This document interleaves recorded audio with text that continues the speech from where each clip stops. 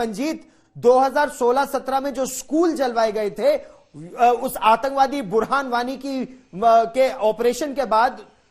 मकसद यही था कि स्टोन पेल्टर्स की एक फौज खड़ी हो जाए पाकिस्तान प्रायोजित आतंकवादियों के पास। बिल्कुल गौरव, यासीन मलिक ने जिस चालाकी के साथ अपना चेहरा मोहरा बदला, चाहे 1990 और उससे पहले के जो हत्याकांड यासीन मलिक ने खुद जिनमें वो शामिल रहा है, और उसके बाद उसने JK-LF के गठन के बाद और फिर बाद में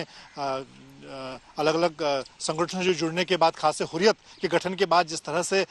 कश्मीर में बातचीत और शांति का चेहरा बनने की कोशिश की हो, लेकिन NIA की जांच में ये बात साफ तौर पर साबित हो जाती है कि यासीन मलिक के इरादे चाहे सीधे तौर पर गोली चलाने के रहे हों या फिर उसके बाद उसने विदेशी संगठनों से मिलकर लश्कर-ए-तोयबा और सैयद सलाउद्दीन और दूसरे संगठनों के साथ मिलकर जिस तरह से राष्ट्रद्रोह के काम के, खासतौर से जो धाराएं UAPA की तरफ उनके पर लगाई गई हैं राष्ट्रद्रोह की, कश्मीर में आतंकवाद को बढ़ाने की, और हमने खुद इस बात को देखा है कि 15-16 के बाद जब एक तरह से लग रहा था कि कश्मीर घाटी में शांति स्थापित हो सकती है, लेकिन अचानक एक सोची समझी रणनीति के तहत विदेशों से, खासतौर से पाकिस्तान के कब्जे वाले कश्मीर में बैठे हाफिज सईद और सैयद सलाउद्दीन के संगठनों से पैसा लेकर बड़ी मात्रा में पूरे एक तरह से, क्योंकि अगर हम यासीन मलिक को देखें तो यासीन मलिक की जो नेटवर्किंग रही है विदेशों में और खास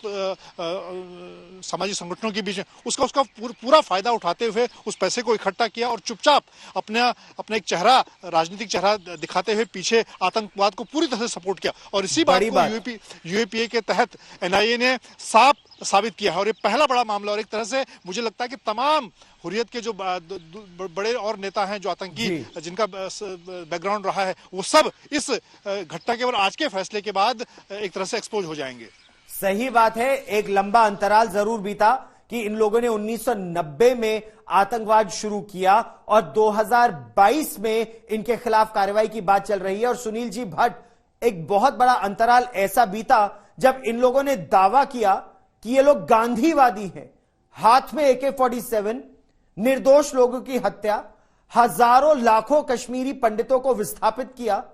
और अपने आप को गांधी बोलने लगे। सुनील जी, आपने तो वो दौर, आपके परिवार ने वो दौर देखा, हजारों कश्मीरी पंडितों ने, लाखों कश्मीरी पंडितों ने वो दौर देखा, इन कथित गांधियों का जो दौर था।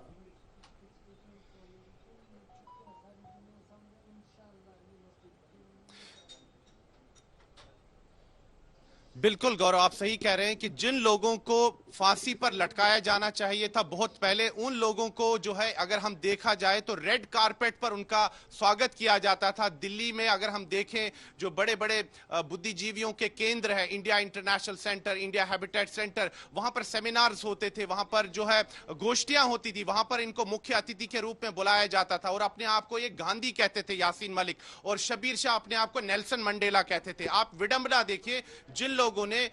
खूंखार आतंकवादियों ने कश्मीर घाटी को लहूलुहान किया, हत्याएं की, अपहरण किए और जो है हत्याएं की, और साथ ही में जो दूसरे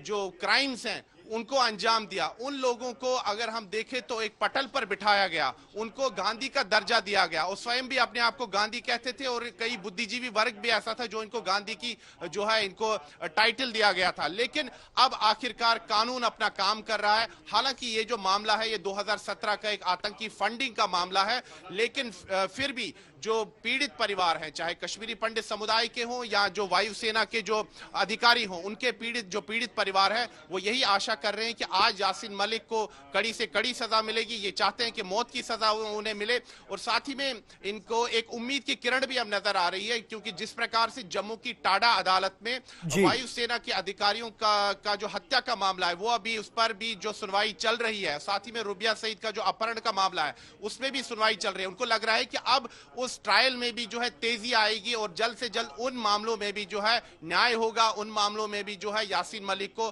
कड़ी से कड़ी सजा मिलेगी।